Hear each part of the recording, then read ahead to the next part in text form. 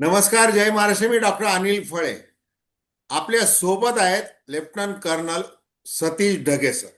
आणि विषय आहे अमेरिकेतला, परंतु भारतावर परिणाम करणार. अमेरिकेच्या सर्वोच्च न्यायालयाने अमेरिकेचे अध्यक्ष, ज्यांना आपण डोनाल्ड तात्या म्हणतो, या डोनाल्ड ट्रम्पला जरा समज दिलेली आहे. आणि ती अर्थातच टॅरिफ आणि एकूणच जो विषय आहे, जो भारताच्या दृष्टीने अतिशय महत्वाचा आहे. कारण की 50% आधी टॅरिफ लावलं, नंतर ते आता 18% खाली आम्ही आणतोय. असा एक अंतरिम करार भारताबरोबर करण्याचा मसुदा तयार करण्यात आलेला आहे. आणि मग मराठवाड्यामध्ये असेल किंवा महाराष्ट्रामध्ये कुठेही असेल किंवा महाराष्ट्राच्या बाहेर प्रत्येक राज्यामधला जो शेतकरी आहे, तो जरा संभ्रम अवस्थेमध्ये आलेला आहे. जसं महाराष्ट्राचे मुख्यमंत्री देवेंद्र फडणवीस यांनी सांगितलेले की सोयाबीन वगैरे ते 500 रुपयांनी भाव जे पडणं वगैरे जे आहे, तर ते अफवा पसरवल्या गेल्या, त्याच्यामुळे ते झालेलं आहे. अशा प्रकारच्या अनेक गोष्टी आहेत. थोडंसं गुंतागुंत आहे मोठी. आता अमेरिकेचं प्रशासन, अमेरिकेचं सर्वोच्च न्यायालय आणि भारताचं प्रशासन आणि भारताचं सर्वोच्च न्यायालय हे अनेक वेगवेगळ्या प्रकारचं जरी असलं, तरी ज्या वेळेला सर्वोच्च न्यायालय काही निर्णय घेतो आणि ते तिथल्या राष्ट्राध्यक्षावर लादतोय, म्हणजे विचारतोय, हे अमेरिकेच्या बाबतीत. तसं भारतामध्ये असा फार कमी प्रसंग येतो की पंतप्रधानाला किंवा राष्ट्रपतीला सर्वोच्च न्यायालय काही विचारतं. एकूणच तो विषय आहे. आता थोडक्यामध्ये जर त्याची प्रस्तावना करायची झाली तर अमेरिकेच्या सर्वोच्च न्यायालयाने फेब्रुवारी 2026 या म्हणजे काल, ती 20 तारखेला एका महत्वाच्या निर्णयात 6-3 मताने राष्ट्राध्यक्ष डोनाल्ड ट्रम्प यांनी जो international emergency economic powers act आहे, इपा त्याला आपण थोडक्यामध्ये असं म्हणू, अंतर्गत लावलेल्या बहुतेक जागतिक आयात शुल्कांना म्हणजे टॅरिफ्सला अवैध ठरवलेलं. या निर्णयानुसार इपा कायद्याने राष्ट्राध्यक्षांना कर लावण्याचा अधिकार दिलेला नाही, कारण हा कायदा राष्ट्रीय आणीबाणीच्या वेळी परकीय धोक्यांशी संबंधित आहे. पण त्यात स्पष्टपणे टॅरिफ शब्दाचा उल्लेख नाही. मुख्य न्यायमूर्ती जॉन रॉबर्ट्स यांनी बहुमताचे मत लिहिले, ज्यात ते म्हणतात की ट्रम्प यांनी त्यांच्या अधिकारांचा अतिरेक केला आहे. हा निर्णय लर्निंग रिसोर्सेस इनकॉर्पोरेट विरुद्ध ट्रम्प या खटल्यात आलेला आहे. आता ज्यात ट्रम्प यांनी गेल्या वर्षी जवळपास सर्व देशांवर, जसं सुरुवातीला म्हटलं भारतासह चीन, कॅनडा, मेक्सिको, युरोपमधले राष्ट्र, जपान यांच्यावर 10% बेसलाईन टॅरिफ आणि काही देशांवर जास्त म्हणजे भारतावर आता सध्या म्हणजे 18% हे टॅरिफ लावले होते. या टॅरिफमुळे अमेरिकन अर्थव्यवस्थेला 160 अब्ज डॉलरपेक्षा जास्त कर मिळाला होता. पण आता इम्पोर्टर्स कडून रिफंड मागितले जाण्याची शक्यता आहे. या निर्णयानुसार ट्रम्प यांनी तात्काळ प्रतिक्रिया देत एक नवीन 10% जागतिक टॅरिफ जाहीर केले, जे ट्रेड ऍक्ट 1974च्या सेक्शन 122 अंतर्गत लागू केले जाईल. हे टॅरिफ 150 दिवसांसाठी असेल आणि पूर्वीच्या टॅरिफची जागा घेईल. ट्रम्प यांनी न्यायालयाच्या निर्णयाला टेरिबल म्हटलेलं आहे आणि न्यायमूर्तींना फुल्स असं म्हटलेलं आहे, म्हणजे मूर्ख म्हटलेलं आहे. आता ते डोनाल्ड तात्या आहेत, ते काय बोलतील याचा नेम नाही. तर ढगे सर, आता तुम्ही हे सर्वसामान्य आपले जे दर्शक आहेत, सर्वसामान्य नागरिक आहेत, त्यांना आपल्याकडून अपेक्षा की ही नेमकी काय गुंतागुंत आहे आणि कसा याचा भारतीय बाजारपेठेवर परिणाम होईल वगैरे त्याविषयी व्यवस्थित सांगावं. आता दर्शकांना विनंती की चॅनल सबस्क्राईब करावं, सबस्क्राईबचं बटन दाबावं, बेल आयकॉनचं बटन दाबावं, जेणेकरून ऑल नोटिफिकेशन आपल्याला मिळतील आणि आपल्या मनामधले जे प्रश्न आहेत ते कॉमेंट बॉक्समध्ये जरूर लिहावेत. ढगे सर. नमस्कार अनिलजी. मुळातच बऱ्याच लोकांच्या मनामध्ये प्रश्न त्या ठिकाणी येईल की बाबा आपण भारतामध्ये इतकं दूर अमेरिका आणि अमेरिकेचा एखादा निर्णय आणि आपण त्याच्याविषयी जे का काळजी करावीत, का का त्याचा जो आहे आपल्यावर इम्पॅक्ट पडेल. बघा, जग असं बदलतंय, शब्द त्या ठिकाणी वापरला जातो ग्लोबल व्हिलेज. सगळं जग एक दुसऱ्याशी जोडलं गेलेलं आहे. त्यातल्या त्यात अमेरिकेसारखी एक सर्वात मोठी बाजारपेठ आणि त्यातल्या त्यात अमेरिकेसारख्या महासत्तेचा डोनाल्ड ट्रम्प सारखा थोडासा विक्षिप्त वागणारा राष्ट्राध्यक्ष तो जर काही निर्णय घेत असेल, त्याला जर चपराक त्या ठिकाणी बसत असेल, तर त्याचा प्रत्यक्ष अप्रत्यक्ष परिणाम आपल्यावर सुद्धा त्या ठिकाणी होऊ शकतो. मागच्या 1 वर्षाचं उदाहरण त्या ठिकाणी घेतलं तर डोनाल्ड ट्रम्पनं घेतलेले काही निर्णय त्याचा प्रत्यक्ष अप्रत्यक्ष परिणाम हा आपल्या कपास शेतकऱ्यांवर, जो आपला नांदेडचा असेल, वाशिमचा असेल, संभाजीनगरचा असेल, किंवा आपले जे चर्मोद्योग आपण ज्याला म्हणतो, म्हणजे कोल्हापुरी चपलाशी संबंधित आपला कोल्हापूरचा तिथला वर्कर त्या ठिकाणी असेल, किंवा आपल्या वेगवेगळ्या प्रकारच्या ज्या MSME आपण ज्याला म्हणतो, मायक्रो स्मॉल मीडियम एंटरप्राइजेस, इथल्या वर्करवर सुद्धा होतो. म्हणून अमेरिकेमध्ये काय चाललं हे आपल्याला माहित असणं आवश्यक आहे आणि त्याची उलगड करणं आवश्यक आहे. म्हणूनच ही आपण त्या ठिकाणी चर्चा करतोय. मग सुरुवातीला मला वाटतं की टेरिफ म्हणजे काय? टेरिफ म्हणजे दुसरं काही नाही, एक प्रकारचा टॅक्स, ज्याला आपण म्हणतो आयात कर. एक उदाहरणच जर द्यायचं असेल तर आपण म्हटलं की समजा अमेरिकेनं जे आहे, डोनाल्ड ट्रम्पनी 50% टॅरिफ भारताच्या वस्तूंवर लावला. म्हणजेच काय? भारतामध्ये समजा एक 100 रुपयाची वस्तू आहे.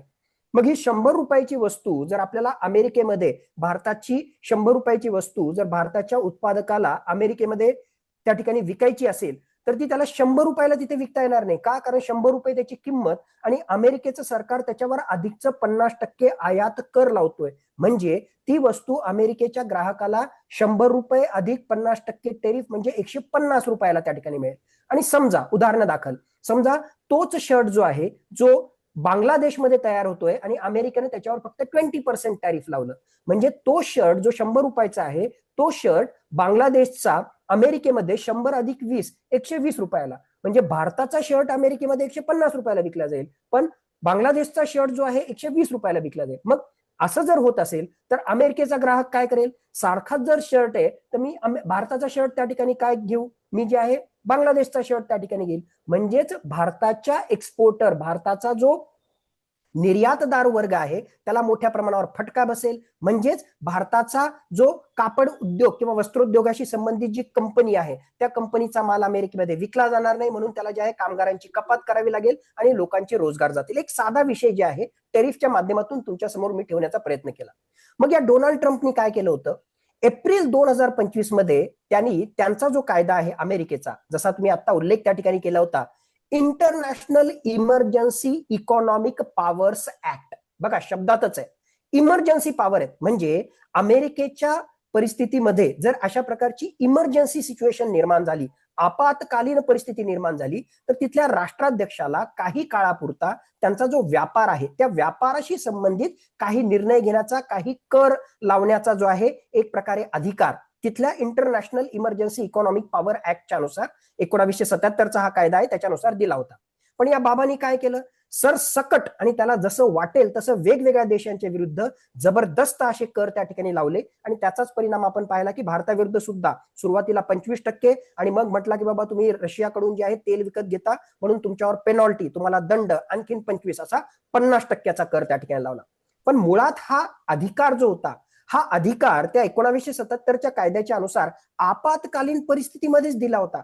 आज घडीला तर अमेरिकेमध्ये तशा प्रकारची काही आपत्कालीन परिस्थिती नव्हती. मग कोर्टामध्ये हा मामला गेला आणि सुप्रीम कोर्टनं आता सरळ सरळ डोनाल्ड ट्रम्प प्रशासनाला चपराक लावली की बाबा अशी काही आपत्कालीन परिस्थिती त्या ठिकाणी नव्हती आणि तुम्ही जे आहे तुमच्या अधिकारांची एक प्रकारे पायमल्ली केली, उल्लंघन केलं, म्हणून तुम्ही तुमचा हा टेरिफ लावण्याचा अधिकार किंवा हा निर्णय आम्ही रद्द बातल ठरवतो. म्हणजे तुमच्या ज्युरिस्डिक्शनच्या पलीकडे तुम्ही गेला अशा प्रकारचा जो आहे सुप्रीम कोर्टनं त्या ठिकाणी निर्णय दिला. म्हणून सो कॉल्ड वेगवेगळ्या देशांविरुद्ध या इंटरनॅशनल इमर्जन्सी इकॉनॉमिक पॉवर ऍक्टच्या अनुसार जे वेगवेगळ्या प्रकारचे कर डोनाल्ड ट्रम्पने लावले होते ते रद्दबातल झाले. म्हणजेच भारताशी संबंधित सुद्धा 50 वरून तसंही 25 वर आलं होतं, 25 वरून 18% आलं होतं. तर फक्त या कायद्याचा किंवा या निर्णयाचा जर आपण उलगड करण्याचा प्रयत्न केला तर हे 18% सुद्धा जे आहेत आज घडीला लीगल अशा प्रकारचा तो टेरिफ राहिला नाही, अशा प्रकारचा तो टॅक्स त्या ठिकाणी लावता येणार नाही. पण हे गणित एवढं साधं सोपं त्या ठिकाणी नाहीये. जसं सुप्रीम कोर्टनी हा आदेश जो आहे त्या ठिकाणी दिला आणि त्याच्यानुसार त्यांचा टेरिफ लावण्याचा अधिकार जो आहे, स्पेशली हे जे वेगवेगळ्या देशांवर टेरिफ लावले होते या इमर्जन्सी 1977च्या कायद्याच्या अनुसार, हे जसे संपले, डोनाल्ड ट्रम्पला हे माहित होतं म्हणून त्याच्याकडे ऑलरेडी प्लॅन बी प्लॅन सी त्या ठिकाणी तयार होता.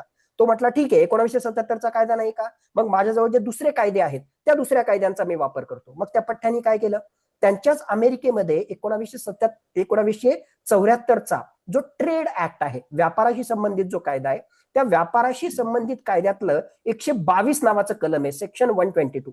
मग त्या सेक्शन 122च्या अनुसार तिथल्या राष्ट्राध्यक्षाला जर बॅलन्स ऑफ पेमेंट डेफिसिट असेल, म्हणजे थोडक्यात अमेरिकेचा ज्या वेगवेगळ्या देशांसोबत व्यापार त्या ठिकाणी चालतो आणि अमेरिकेला त्यामध्ये खूप मोठा जर घाटा होत असेल, तर टेम्पररीली 150 दिवसांपर्यंतच्या मर्यादेपर्यंत त्या राष्ट्राध्यक्षाला जे आहे त्या देशांविरुद्ध काही कर, काही टेरिफ लावण्याचा अधिकार त्या ठिकाणी.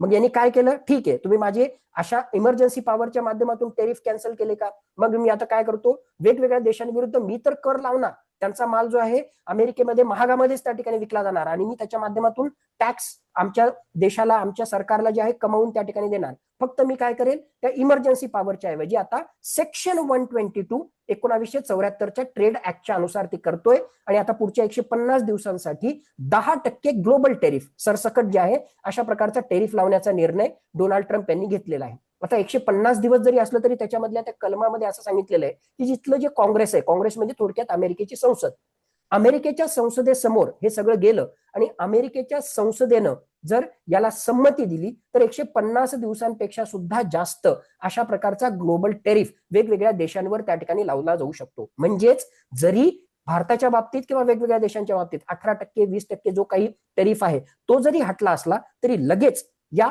सेक्शन 122च्या अनुसार जे आहे डोनाल्ड ट्रम्पनं ऑलरेडी तो सगळा जो आहे टेरिफ त्या म्हणजे वेगवेगळ्या देशांविरुद्ध त्या ठिकाणी लावलेला आहे. पहिली गोष्ट.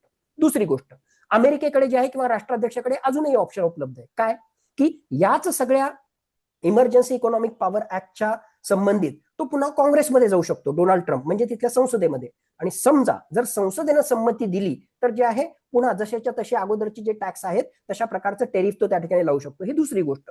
तिसरी गोष्ट, अनफेअर ट्रेड प्रॅक्टिसेस, म्हणजे एक प्रकारे जे आहे वेगवेगळे देश आमच्या देशाशी, अमेरिकेशी व्यापार करताना जे आहे एक प्रकारे अनफेअरली, म्हणजे जे आहे म्हणजे जस्ट पद्धतीने, न्याय्य पद्धतीनं ते आमच्यासोबत व्यापार करत नाहीये, म्हणून आमच्या अर्थव्यवस्थेला मोठा फटका बसतोय. म्हणून त्या अनफेअर ट्रेड प्रॅक्टिसेसच्या कलमांच्या अंतर्गत सुद्धा वेगवेगळ्या प्रकारचे टॅक्सेस वेगवेगळ्या देशांना लावण्याचा अधिकार अमेरिकेकडे आहे आणि अमेरिका त्याचा सुद्धा विचार करतो. म्हणजे थोडक्यात एक प्रकारे सुप्रीम कोर्टनं जरी चपराक दिली असली तरी नक्कीच ही चपराक तर डोनाल्ड ट्रम्प प्रशासनाला आहेच आहे, पण डोनाल्ड ट्रम्प प्रशासन जे आहे इतक्या सहजासहजी त्याला सोडत नाहीये. त्याच्या अनुषंगाने जे आहे वेगवेगळ्या प्रकारच्या कायद्यांच्या कलमांचा वापर करून वेगवेगळ्या देशांच्या विरुद्ध हे सगळे टेरिफ, हे सगळे वेगवेगळ्या प्रकारचे टॅक्सेस तो त्या ठिकाणी लावणार आहे. ऑलरेडी 10% ग्लोबल टेरिफ जे आहे त्याने सेक्शन 122चा वापर करून त्या ठिकाणी लावलेले आहेत. आता हा झाला एक भाग.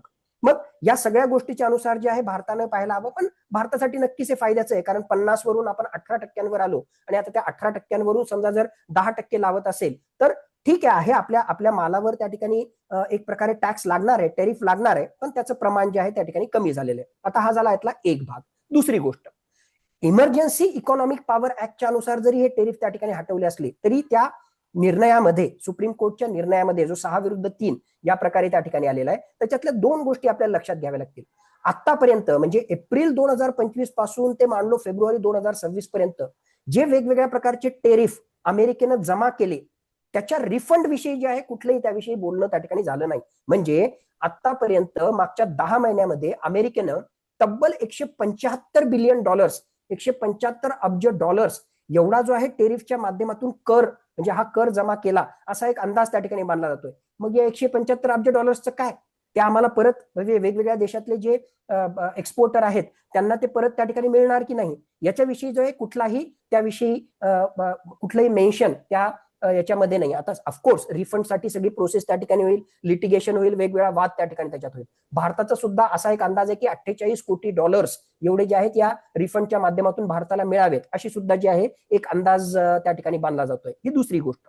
तिसरी महत्वाची गोष्ट, सेक्टर स्पेसिफिक जे टेरिफ होते, म्हणजे अमेरिकेनं काय केलं या डोनाल्ड ट्रम्पच्या कार्यकालामध्ये, एकतर जे आहे अशा प्रकारचे रेसिप्रोकल टेरिफ लावले, म्हणजे वेगवेगळ्या देशांविरुद्ध जे आहे जशाच तसं असे टेरिफ त्या ठिकाणी लावले. तर दुसऱ्या बाजूला काही सेक्टर, जसं फॉर एक्झाम्पल स्टील सेक्टर असेल, म्हणजे स्टील उद्योगाशी संबंधित असेल, ऑटोमोबाईल सेक्टर त्या ठिकाणी असेल, हे वाहतुकीशी संबंधित म्हणजे वाहनांशी संबंधित जे असेल, तर या सेक्टर स्पेसिफिक सुद्धा जे काही कर त्या ठिकाणी लावले होते त्या सेक्टर स्पेसिफिक टेरिफ मधून कुठलीही जी आहे सुटका नाही.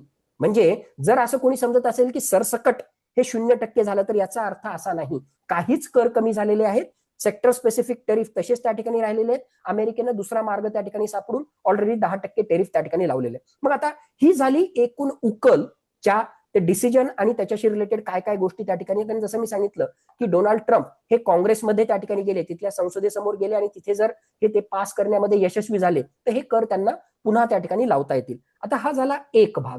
दुसरा भाग जो आहे, भारत आणि अमेरिका मागच्या 10 महिन्यामध्ये वेगवेगळ्या गोष्टी झाल्या आणि आपल्याला माहिती आहे की अल्टिमेटली आता आपण या स्तरापर्यंत त्या ठिकाणी आलो की 18% कर हा भारताच्या मालावर त्या ठिकाणी लागणार आहे. आणि याच्या बदल्यामध्ये आपण जे आहे भारत आणि अमेरिका यांच्यामध्ये ट्रेड डील होणार आहे.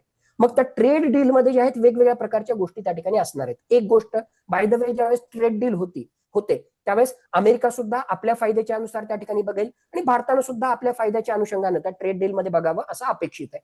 मग आपल्याला काय फायदा होतोय की बाबा पहिले जे आहे तुम्ही 50% कर घेत होते, आता ते 18%वर आलं, हे आमच्या फायद्याचं त्या ठिकाणी.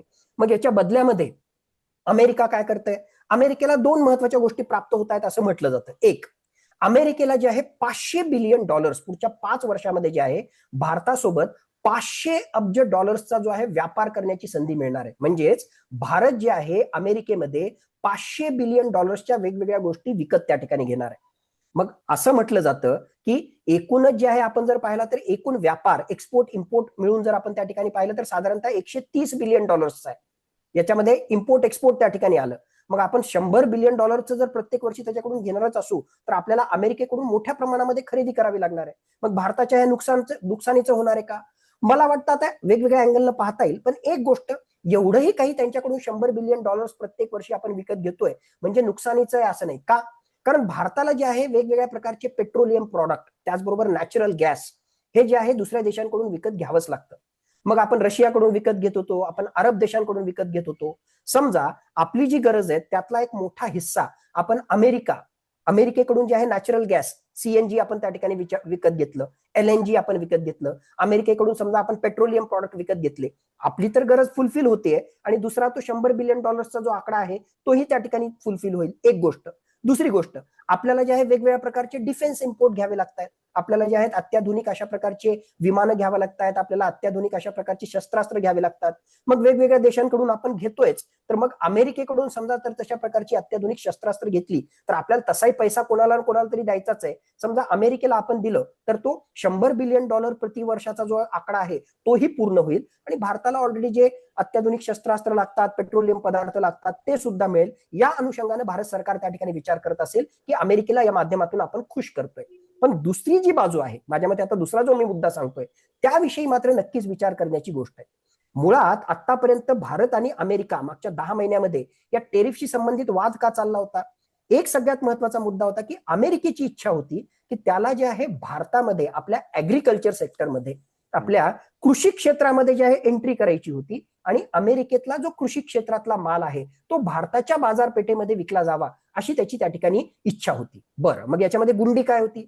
गुंडी अशी होती की अमेरिकेकडचा जो सोयाबीन आहे किंवा अमेरिकेकडचा जो कापूस आहे, कपास आहे, ते जे आहे आपल्यासारख्या ट्रेडिशनल पद्धतीनं, परंपरागत पद्धतीनं तशा प्रकारचा जो आहे त्यांच्याकडे उत्पादन होत नाही. ते वापरतात genetically modified crops, GM crops आपण ज्याला म्हणतो. मग जीएम क्रॉप्सच्या माध्यमातून भरघोस असं अमेरिकेमध्ये जे आहे कपासीचं उत्पादन होत आहे, भरघोस असं सोयाबीनचं त्या ठिकाणी उत्पादन होत आहे. आणि मानलो तो माल जर भारतामध्ये विकला जात असेल तर एक, त्यांना कमी किमतीमध्ये भरघोस त्या ठिकाणी होत आहे. तर मग आमचे वाशिमचा, नांदेडचा, छत्रपती संभाजीनगरचा जो कपास उत्पादक आहे तो त्याच्यासमोर टिकू शकेल का? त्याचं उत्तर नाहीये. म्हणजे पहिला तर फटका त्याला बसेल की आपल्या मार्केटमध्ये बाहेरून भरपूर कपास त्या ठिकाणी येते, कमी किमतीमध्ये येते, आपला व्यापारी जो आहे किंवा आपला शेतकरी त्याच्यासोबत कॉम्पिट करू शकणार नाही. सेम तसंच जे आहे सोयाबीनच्या बाबतीत सुद्धा त्या ठिकाणी. तर हे जेनेटिकली मॉडिफाईड क्रॉप जे आहे ते भारतामध्ये त्याला विकण्याची अमेरिकेची इच्छा त्या ठिकाणी होती. मग भारत सरकारनं म्हटलं नाही, आम्ही हे अलाउ करणार नाही, आम्ही जे आहे आमच्या शेतकऱ्यांना याचा फटका बसतो म्हणून आम्ही ते अलाउ त्या ठिकाणी करणार नाही. पण आता जे सो कॉल्ड अंतरिम ट्रेड डील झालं त्यामध्ये सुद्धा भारत सरकारची भूमिका आहे, नाही आम्ही जे आहे असं काही त्या ठिकाणी अलाउ केलं नाही. पण जे निटिग्रिटीज किंवा जे बारकावे आपल्या समोर येत आहेत त्या बारकाव्यामध्ये एक दोन गोष्टी आपल्याला लक्षात घेणं आवश्यक आहे. त्या बारकाव्यांमध्ये असं त्या ठिकाणी आलेलं आहे की जनावरांना जे आपण म्हणजे फीड आपण देतो, म्हणजे जनावरांना खाण्यासाठी जे काही त्या ठिकाणी मूर घास म्हणा किंवा बाकीच्या सगळ्या ज्या गोष्टी असतात त्यामध्ये आपण असं अलाउ केलेलं आहे की अमेरिकेमधल्या या मक्यापासून जीएम कॉर्न, त्यांचं म्हणजे जेनेटिकली मॉडिफाईड जे कॉर्न आहे, मका आहे, त्या मक्यापासून बनलेलं किंवा त्या जेनेटिकली मॉडिफाईड सोयाबीन पासून बनलेलं तेल हे भारताच्या मार्केटमध्ये जे आहे विकलं जाईल. किंवा अशा प्रकारचा मी जसं म्हटलं की अॅनिमल फीड जे जेनेटिकली मॉडिफाईड क्रॉप पासून बनवलेलं आहे ते विकलं जाईल. प्रत्यक्ष डायरेक्टली जेनेटिकली मॉडिफाईड सोयाबीन किंवा genetically modified corn, genetically modified cotton हे भारताच्या बाजारपेठमध्ये विकण्यासाठी जे आहे भारतानं त्याला बंदी घातलेली आहे किंवा त्याला विरोध केलेला आहे. पण जेनेटिकली मॉडिफाईड क्रॉप पासून बनलेलं जसं मी सांगितलं अॅनिमल फीड आहे किंवा सोयाबीन ऑइल आहे, हे मात्र भारताच्या बाजारपेठमध्ये विकता येईल अशा प्रकारच्या काही बाबी आपल्या समोर येत आहेत. हे जर खरं असेल तर याचा सुद्धा फटका जो आहे आपल्या शेतकऱ्याला आणि एकूणच आपल्या अर्थव्यवस्थेला त्या ठिकाणी बसणार आहे, मुख्यतः कृषी अर्थव्यवस्थेला बसणार आहे. आणि म्हणूनच या सगळ्या डिस्कशन मध्ये जे आहे ज्या गोष्टी आल्या होत्या मध्ये काही याच्यात आलं की त्याच्यामुळे मोठ्या प्रमाणामध्ये आपल्या कपासीचे म्हणा किंवा आपल्या सोयाबीनचे जे आहेत भाव काही अंशी मागच्या काही काळामध्ये कमी झाले होते. तर मुळात सुरुवात मी जी त्या ठिकाणी केली होती की अमेरिकेचा काही निर्णय इतक्या हजारो किलोमीटर दूर आणि आपल्याला काय देणं घेणं अमेरिका काय करतोय नाही. अमेरिकेचा तो निर्णय डायरेक्टली त्याचा इम्पॅक्ट फक्त दिल्लीवर मुंबईवर नाही तर तो आमच्या नांदेडवर आहे, आमच्या संभाजीनगरवर आहे, आमच्या वाशिमवर आहे, आमच्या जालन्यावर आहे, आमच्या परभणीवर आहे. हे आपल्याला त्या ठिकाणी लक्षात घ्यावं लागेल. म्हणून वहां पे अगर बारिश होती है तो यहाँ पे छाता खोलने के लिए क्या जरूरत है, नहीं, वहां पे बारिश होती है तो उसका इम्पॅक्ट हमारे ऊपर भी गिरेगा. हाच त्याचा एकूण त्या ठिकाणी अर्थ आहे. आणि म्हणून माझ्या मते ही सगळी मांडणी किंवा हे बेसिक अंडरस्टँडिंग आपल्याला असणं आवश्यक आहे. नाही, आता हे तुम्ही सुरुवातीला हा जो शब्द वापरला की ग्लोबल व्हिलेज झालेला आहे, म्हणजे ह्या ग्लोबल व्हिलेजमध्ये म्हणजे अगदी तिकडं न्यूयॉर्कला काय निर्णय होतो किंवा वॉशिंग्टन डीसीला काय निर्णय होतो त्याचा थेट आपल्या खेड्यामध्ये परिणाम होतोय. आणि म्हणूनच तात्या तात्या आता इकडं प्रसिद्ध होत चाललेले आहेत. आता जे डोनाल्ड ट्रम्प राष्ट्राध्यक्ष आहेत ते तिथल्या सर्वोच्च न्यायालयाच्या न्यायमूर्तींना मूर्ख असं संबोधू शकतात. म्हणजे जसं तुम्ही सांगितले की किती विक्षिप्त हा राष्ट्राध्यक्ष आहे. आता मुळात हा जो आपले केंद्रीय वाणिज्य मंत्री पियुष गोयल यांनी खुलासा केला की शेतकऱ्यांच्या कसं हे फायद्याचं आहे. म्हणजे आता सोयाबीनचे बाकीचे बाय प्रॉडक्ट लक्षात घ्या, ते इम्पोर्ट होणार नाही पण सोयाबीन तेल होणार आहे. मग त्याच्यामुळे काय याचा नीट खुलासा सरकारच्या वतीने करण्यात आलेला नाही, त्याच्यामुळे तो सगळा गोंधळ आहे. नंतर मका आहे किंवा बाकीच्या सगळ्या ज्या गोष्टी, ज्वारी सुद्धा आहे किंवा या सगळ्या गोष्टी, कापूस जे तुम्ही अगदी उलगडून सांगितलं की कशा प्रकारच्या या गोष्टी होऊ शकतात. अशा सगळ्या परिस्थितीमध्ये आता तुम्हाला असं काय वाटतं याचा काय तात्काळ लगेच ते सर्वोच्च न्यायालयाचा काल तिकडे अमेरिकेतला निकाल, तर तात्काळ हे जे काही ट्रेड डील झालेले भारत आणि अमेरिकेमध्ये, तर तात्काळ परिणाम होतील का त्याचे, का त्याला वेळ लागेल? तात्काळ परिणाम नाही होणार, कारण याचा इम्पॅक्ट यायला आणि त्याचा ओव्हरऑल सगळा म्हणजे पॉझिटिव्ह निगेटिव्ह इम्पॅक्ट यायला नक्कीच त्याला जे आहे काही महिन्यांचा एखाद्या वर्षाचाही कालावधी लागू शकतो. पण दोन गोष्टी लक्षात घ्या. एक पहिली गोष्ट, ऑलरेडी जे आहे ते टॅक्सेस किंवा टेरिफ जे आहे कमी झाले होते आणि आता सुद्धा जे आहे त्यांनी 10% टॅरिफ हा पुढच्या 150 दिवसांसाठी म्हणजे कमीत कमी पुढच्या 5 महिन्यांसाठी लावलेलाच आहे. म्हणजे 18% 10% आलेला आहे. प्लस ओरिजिनली म्हणजे एप्रिल 2025च्या अगोदरचा साधारणतः ऍव्हरेज जर आपण काढला तर 3.5% अशा प्रकारचा जो टॅक्स होता, तर 10 अधिक 3.5% म्हणजे रफली जे आहे 13.5% टॅरिफ किंवा टॅक्स तसाही जो आहे भारतीय मालावर त्या ठिकाणी लागणारच आहे. म्हणून फार सारा काही इम्पॅक्ट त्या ठिकाणी पडेल का आज घडीला तरी तसं त्या ठिकाणी वाटत नाही. पण दुसरी महत्वाची गोष्ट, माझ्या मते अजूनही जे आहे पूर्णतः आपला अमेरिकेसोबत व्यापार करार झालेला नाहीये, ट्रेड डील झालेलं नाही, अंतरिम ट्रेड डील आहे. हा, आणि आता अपेक्षित आहे की पुढच्या 1-2 महिन्यामध्ये मार्च एप्रिल पर्यंत जो आहे तशा प्रकारचा ट्रेड डील होईल. नक्कीच भारत आणि अमेरिका यांच्यामधला हा व्यापार करार अत्यंत महत्वाचा ठरणार आहे. आणि माझ्या मते ही जी डेव्हलपमेंट झालेली आहे की अमेरिकेच्या सुप्रीम कोर्टनं सरळ सरळ तिथल्या प्रशासनाला डोनाल्ड ट्रम्पला चपराक दिलेली की बाबा अशा प्रकारचा जो आहे तुम्ही मनमानी पद्धतीनं टेरिफ त्या ठिकाणी लावू शकत नाही. माझ्या मते भारताचे जे निगोशिएटर आहेत, आफ्टर ऑल चर्चा होते, भारत आणि अमेरिकेचे जे आहेत जे वेगवेगळ्या प्रकारचे प्रतिनिधी आहेत ते समोरासमोर बसतात, आम्ही तुम्हाला काय देणार, तुम्ही आम्हाला काय देणार. माझ्या मते भारताने ही जी आहे बार्गेनिंग चिप म्हणून एक प्रकारे ज्यावेळेस वेगवेगळ्या गोष्टी होतात त्यावेळेस बार्गेनिंग चिप म्हणून त्या ठिकाणी ठेवायला पाहिजे. म्हणजेच भारताने जी ही गोष्ट लक्षात ठेवली की बघा तुम्ही एक पाऊल जे आहे ते मागे आहे. ग्राउंड रियालिटी हीच आहे की आतापर्यंत ज्या आक्रमकतेनं जेव्हा वाटलं तेव्हा जे आहे 50, जेव्हा वाटलं तेव्हा 25, जेव्हा वाटलं तेव्हा 18 डोनाल्ड ट्रम्पच्या मनात आलं तर तो काहीही त्या ठिकाणी करत होता.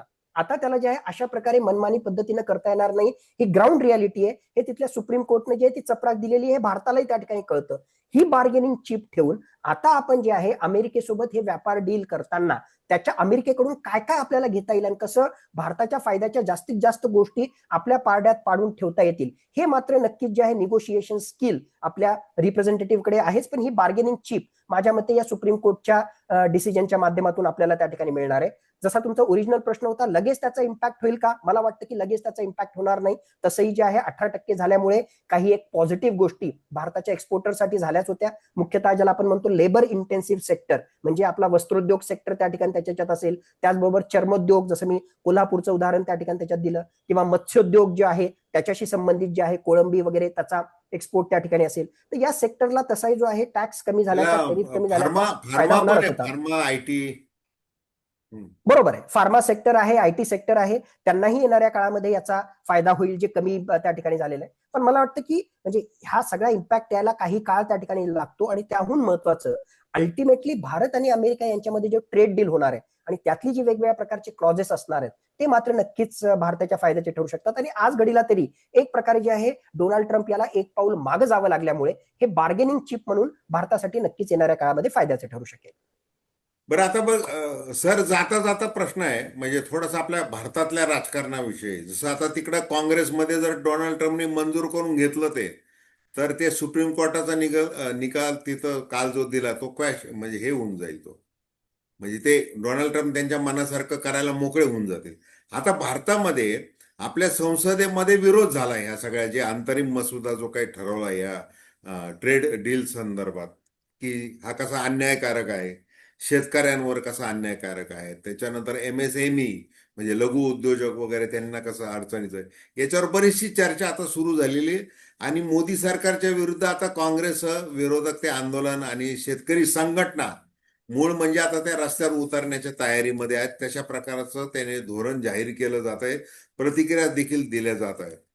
तर अशा परिस्थितीमध्ये मग मोदी म्हणजे आता मोदी सरकार जे आहे ते सरकार म्हणून कशा प्रकारे याच्यामध्ये सामोरं जाऊ शकतं? कारण हे अंतरिम मसुदा आहे, तो लागू व्हायला अजून वेळ आहे. म्हणजे तो अंतिम ज्या वेळेला होईल अजून त्याच्यावर चर्चा होईल, त्याच्यानंतर त्याच्यावर सह्या होतील. म्हणजे अगदी त्यांनी अमेरिकेने ज्या अंतरिम मसुद्यामध्ये जी अट टाकलेली की 500 अब्ज म्हणजे $500 बिलियन ची खरेदी भारताने करणं सक्तीचं आहे. आणि मुळात याच्यामध्ये आहे की डोनाल्ड ट्रम्पने हे जे काही उद्योग करून ठेवलेला आहे विक्षिप्त, की आधी भारताला 50% इम्पोर्ट, नंतर 18% म्हटलेलं आहे, ते मूळ जे आहे ते रशियाकडून जे काही तेल खरेदी केलं जातं भारताच्या मार्फत, म्हणजे भारतातल्या ज्या कंपन्या खरेदी करतात तिथून हे सगळं झालेलं आहे उद्योग. तर अशा सगळ्या या त्रांगड्यामध्ये विरोधक जे आहेत भारतामधले, म्हणजे राहुल गांधी असतील किंवा बाकीच्या शेतकरी संघटना असतील, या या मोदी सरकारकडून त्यांचं कितपत समाधान होऊ शकतं? मुळात बघा, म्हणजे नरेंद्र मोदी सरकारची अधिकृत भूमिका जी त्या ठिकाणी राहिलेली आहे, नरेंद्र मोदी यांनी सुद्धा भाषणात त्या ठिकाणी सांगितलेलं आहे की अमेरिकेसोबत करार करताना आम्ही आमच्या शेतकऱ्यांचं हित कॉम्प्रोमाइज होईल अशी कुठलीच गोष्ट त्या ठिकाणी त्याच्यात करणार नाही. हे अधिकृत त्यांचं वक्तव्य आहे, नंबर एक. नंबर दोन, मिनिस्टर पियुष गोयल जे कॉमर्स मिनिस्टर आहे, वाणिज्य मंत्री आहे, त्यांनी सुद्धा त्या ठिकाणी सांगितलंय की आम्ही जो अंतरिम करार केला त्यामध्ये जे आहे आम्ही शेतकऱ्यांना किंवा ऍग्रिकल्चर सेक्टरला काही कॉम्प्रोमाइज होईल असं काहीही त्या ठिकाणी केलं नाही. ही आता सरकारची अधिकृत भूमिका आहे, आणि जर खरोखरच असं जर होत असेल तर खूप चांगली गोष्ट आहे. पण याचा दुसरा अँगल त्या ठिकाणी पहा, हे जरी असेल तरी त्याची डिटेल्स, हे पूर्णतः डिटेल्स जे आहे अजूनही सरकार समोर मांडत नाही, किंवा तशा प्रकारची जे आहे संसदेमध्ये डिटेलमध्ये चर्चा जी आहे सरकार त्या ठिकाणी करत नाही. म्हणजे एका बाजूला तुम्ही अधिकृतरित्या भूमिका मांडताय आणि त्याच्या प्रकारे तुम्ही जर चालत असाल तर खूप चांगली गोष्ट आहे, म्हणजे कोणाच्याच मनामध्ये त्याच्याविषयी जे आहे काही प्रॉब्लेम त्या ठिकाणी नसावा. पण एका बाजूला इन प्रिन्सिपल तुम्ही म्हणताय की ऍग्रिकल्चर सेक्टरला एंट्री नाही किंवा शेतकऱ्यांचं नुकसान आम्ही होऊ देणार नाही, आणि दुसऱ्या बाजूला मात्र हे असे बारकावे जर त्या ठिकाणी असतील, जसं मी सांगितलं की जीएम क्रॉपच्या माध्यमातून सोयाबीनचं बनलेलं सोयाबीन ऑइल अलाउड असेल किंवा अॅनिमल फीड जर कॉर्नच्या माध्यमातून येत असेल, तर हे मात्र कुठेतरी जे इनडिरेक्टली आमच्या ऍग्रिकल्चर सेक्टरला फटका देणार आहे. मग याविषयी जे आहे अधिकृतरित्या तुमचं कुठलीही स्टेटमेंट येत नाही. याला तुम्ही हो पण म्हणत नाही, याला तुम्ही नाही पण म्हणत नाही. मग तुम्ही त्याच्या कशाच्या आड तुम्ही त्या ठिकाणी लपता. तुम्ही म्हणता की बाबा हे तर जे आहे अंतरिम ट्रेड डील आहे, अजून फायनल त्या ठिकाणी झालंच नाही. ज्यावेळेस फायनल झालं त्यावेळेस तुमच्या समोर या सगळ्या गोष्टी येतील. म्हणजे सरकारही जे आहे सगळ्याच गोष्टी समोर आणत नाहीये, त्यामुळे कुठेतरी संदिग्धता निर्माण होते. पण मला वाटतं जर अशा प्रकारच्या जीएम क्रॉपला अलाउ केलं जात असेल असेल तर लॉंग टर्म मध्ये जो आहे भारताच्या ऍग्रिकल्चर सेक्टरचा नक्कीच त्या ठिकाणी लॉस आहे. इन प्रिन्सिपल सरकारनं जे म्हटलं की आम्ही बिलकुल अलाउ करणार नाही, भारतानं त्यावरच ठाम राहिलं पाहिजे आणि तशा प्रकारे पुढे गेलं पाहिजे. दुसरा मुद्दा जसा तुम्ही सांगितला की $500 बिलियन, माझ्या मते सगळ्याच गोष्टी आपल्याच मनाच्या होतील अशातला भाग नाही. आणि बोलताना मी जसं सांगितलं की ठीक आहे आपल्याला $500 बिलियन जे आहे अमेरिकेकडून आयात करावी लागणार आहे over the period of 5 years, एकाच वर्षात करायचं नाही. म्हणजे ऑन अन ऍव्हरेज जर पाहिलं तर $100 बिलियन जो आहे माल आपल्याला अमेरिकेकडून खरेदी करावा लागणार आहे. पण समजा जर अमेरिकेसोबत व्यापार करण्यामध्ये आपला फायदा आहे आणि जर आपल्याला $100 बिलियन समजा खरेदी करायचे असेल तर दुसऱ्याकडून इकडून तिकडून घेण्याच्या ऐवजी त्या $100 बिलियन मध्ये मोठा चंक हा डिफेन्स इम्पोर्टशी संबंधित असेल, ज्याच्यासाठी मोठा खर्च आपल्याला लागतो. त्याचबरोबर वेगवेगळ्या पेट्रोलियम पदार्थांशी त्या ठिकाणी याच्यात असेल आणि त्यातून समजा जर हा $100 बिलियन आकडा पूर्ण होत असेल प्रत्येक वर्षी तर काही फार म्हणजे भारताचं त्यामध्ये नुकसान आहे किंवा आपण त्याची फार चिंता करावी असं आपण त्या ठिकाणी म्हणजे त्या अँगलनं आपण त्या ठिकाणी पाहावं, ही दुसरी गोष्ट. आणि तिसरी गोष्ट, येस म्हणजे आता याला दोन अँगलनं पाहता येईल की बाबा अमेरिका कोण आहे, डोनाल्ड ट्रम्प कोण आहे की जो आम्हाला सांगणार की तू पेट्रोलियम पदार्थ कुठून घ्यायचे आणि कुठून नाही घ्यायचे. हे खरं आहे, म्हणजे भारत हा सार्वभौम राष्ट्र आहे आणि त्या पॉईंट ऑफ व्ह्यूने आपण तशा प्रकारे केलं पाहिजे. पण पुन्हा मी जसं म्हणतोय की 2022 मध्ये जेवढा आपला फायदा रशिया युक्रेन युद्धामुळे रशियाकडून पेट्रोलियम पदार्थ घेण्यामध्ये होता तो 2026 मध्ये राहिलेला नाही, कारण जी मार्जिन आहे ती मार्जिन फार मोठ्या प्रमाणामध्ये कमी झालेली आहे. मग असं काही नाही की आपण फक्त रशियाकडूनच घेतलं पाहिजे. जोपर्यंत रशियाकडून फायदा होता तोपर्यंत आम्ही जे रशियाकडून तेल त्या ठिकाणी घेतलं, रशियाकडचा फायदा कमी झाला त्याच्याकडचं तेल आम्ही कमी केलं, जिथून फायदा आहे आम्ही त्या ठिकाणी घेऊ. असा जर विचार त्या ठिकाणी केला तर माझ्या मते भारताची स्ट्रॅटेजिक ऑटोनॉमीची भूमिका जी आहे ती पण कुठे कॉम्प्रोमाइज होणार नाही. थोडंफार जे आहे आपल्याला ऍडजस्ट त्या ठिकाणी करावंच लागणार. आता मूळ प्रश्न की सरकारच्या विरुद्ध काँग्रेस म्हणा किंवा वेगवेगळ्या शेतकरी संघटना, माझ्या मते शेतकरी संघटनांनी जो आहे आवाज त्या ठिकाणी उठवलाच पाहिजे. एक विरोधी पक्ष म्हणून माझ्या मते राहुल गांधी हे मागच्या काही काळामध्ये फार व्हॅलिड प्रश्न समोर त्या ठिकाणी ठेवतात. इनफॅक्ट हा जो मुद्दा आहे, आपण जीएम कॉर्न जीएम सोयाबीन त्यांच्या एका ट्विटमध्ये जे आहे कुठेतरी हा मुद्दा त्या ठिकाणी आला होता. पण ज्या प्रखरतेनं आणि ज्या सिस्टमॅटिकली आणि जे एक आंदोलनाच्या स्वरूपामध्ये विरोधी पक्षाने हे ठेवलं पाहिजे, माझ्या मते अजूनही कुठेतरी जे आहे एक विरोधी पक्ष म्हणून काँग्रेस त्या ठिकाणी कमी पडतोय. शेतकरी संघटना डायरेक्टली तुम्ही प्रेशर ग्रुप आहात आणि डायरेक्टली शेतकऱ्यांवर याचा इम्पॅक्ट होतो, म्हणून शेतकरी संघटनांनी येणाऱ्या काळामध्ये सुद्धा आंदोलन म्हणा किंवा आपली बाजू त्या ठिकाणी ठेवावी. म्हणजे दोन बाजू, सुरुवातीला मी सांगितलं की जर सरकार जे काही म्हणतंय खरोखरच 100% त्याच अँगलनं करत असेल तर सरकारलाही घाबरायची गरज नाही आणि संपूर्ण भारत देशाला आनंदाचीच गोष्ट की कुठलेही कॉम्प्रोमाइज न करता आम्ही अमेरिकेसोबत ट्रेड डील करतोय. पण इन प्रिन्सिपली एक म्हणायचं आणि दुसऱ्या बाजूला अशा छोट्या छोट्या बाबींच्या माध्यमातून जर इनडिरेक्टली आमच्या ऍग्रिकल्चर सेक्टरवर परिणाम होत असेल, शेतकऱ्यांवर परिणाम होत असेल तर माझ्या मते तो काही योग्य निर्णय ठरणार नाही. आणि इथे एक विरोधी पक्ष म्हणून सुद्धा आणि शेतकरी संघटनांनी, शेतकऱ्यांनी, जनतेनं रस्त्यावर येऊन याचा विरोध करण्याची खऱ्या अर्थानं गरज आहे. पुढच्या 2-3 महिन्यामध्ये एक्झॅक्टली काय पिक्चर आहे हे आपल्या समोर त्या ठिकाणी येईलच. अगदी बरोबर आहे सर. आपली वेळ पण आता संपलेली आहे.